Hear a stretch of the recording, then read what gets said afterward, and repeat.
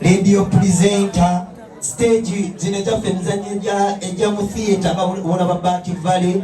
Ate era nga creatingawo yazimba theatre, yatandika ne Cooper Theatre, Royal Theatre badde mugira bali ku Martin Road n'ebirala bingi nnyo. Yatandikawo TV, ekintu ekitalu kyangu ku bannabitone kubanga bangi nnyo tebasobodde bikola byakoze ate nga balina ettutumu n'amaanyi.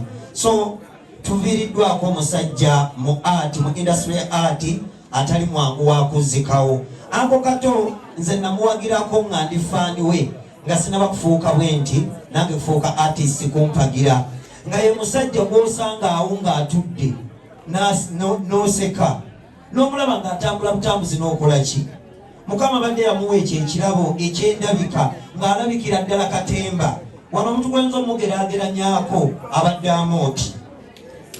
Era ffe mu comedy abalina abantu abatu inspiring oba betulabirako tufiiriddwa nnyo nga olaba abazanyi abayimbi b'akadongo kamu bano bazadde baffe Bamani Katumba abadde wano bwe baaviirwako Omugenzi Amani basudde Paulo Kafeero n'olabira ddala nga ddibu ddene.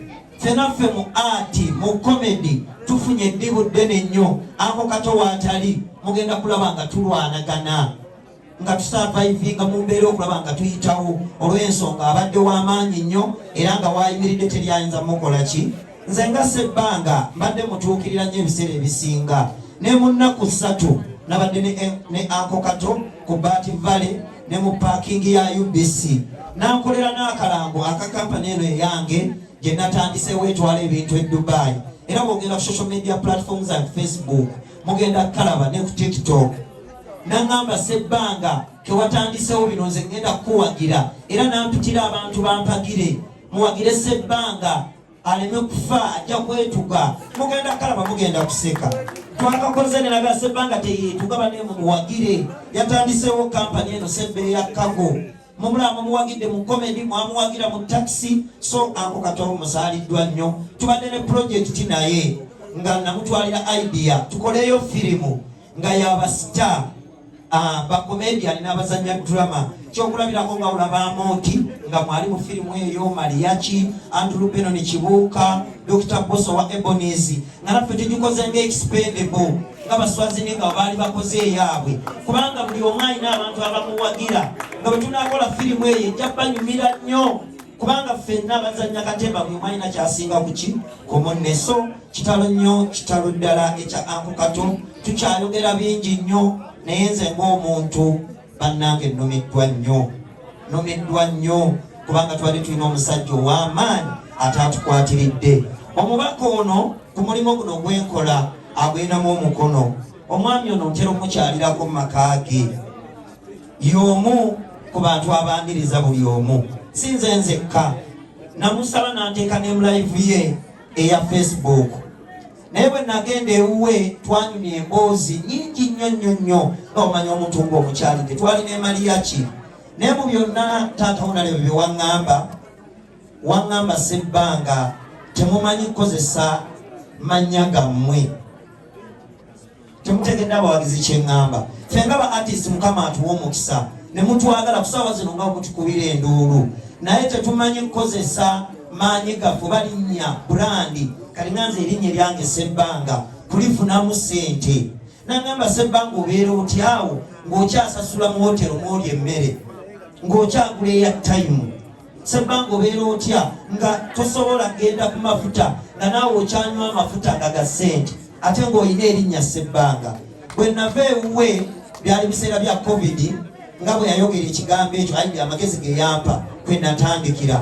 Ku ssaawa zino erinnya lyange Sebanga gye nakolamu kampani eno olw'amagezi taata ge wampa ne ntandikawo kampani gye bayita Sebba eya Kago. Abantu bampagidde e Dubai nakakolera omwaka gumu naye bw'otuuka e Dubai ogamba mazeyo emyaka emeka.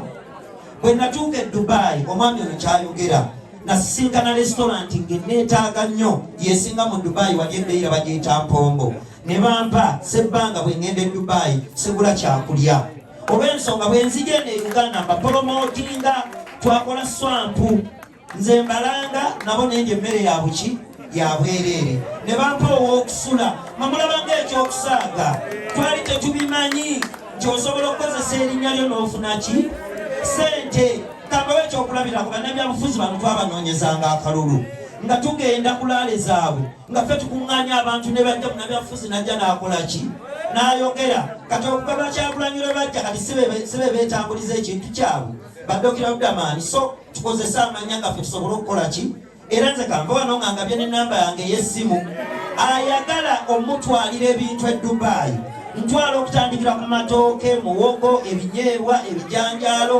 enseenene n'ekirita ezo enviiri ze mulaba abakyala ze basiba banyinaffe abawangalira e Dubai ziva Uganda wali ku Majestic wano mu kibuga so nze muteekemu ennamba yange nze nkomyawo ebintu ebiva e Dubai ng'amasimu zilaputopu engoye bino byolaba nyambadde nze mbyereetera nammwe mu bintu manembakola ki so kati engeri gye mwampagira oba otuma Sebanga omuntu gw'omanyi gw'olaba ku TV gw'owagira so ennamba ya Senga Sebanga eri 0783 94 42 n'esembyayo 06 0783 94 42 n'esembyayo 06 ekyenjawulo kyennina bwe nkuleetera ebintu byonga mbijja e Dubai n'ebituuse e Uganda mwabalina ebyobusuubuzi mbikiryalinga wali ku musolo URA n'embireeta paka ku dduuka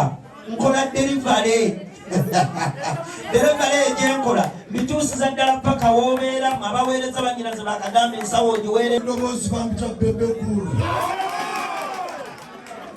so neyongera otegeeza abazze mwenna nganze Bebekulu mbagamba n'omundwanyi olwa mukulu wange ono Kato Lubwama abadde kyali wange nnyo si bwe kiri ate nekyategeezako bagamba mulekerawo okuwaana abantu ebyekisiru ne muwanda omuntu afudde ng'ate abadde mulamu nga temumwogerako osegeera Bebekulu bwe mbayo nenjogera ne mugambere byakadingo osegeera ate essaawa zino omukulu omukyala mulwadde omutima temumwogerako ono mulwadde omutima yanise Sebanga ono omukyala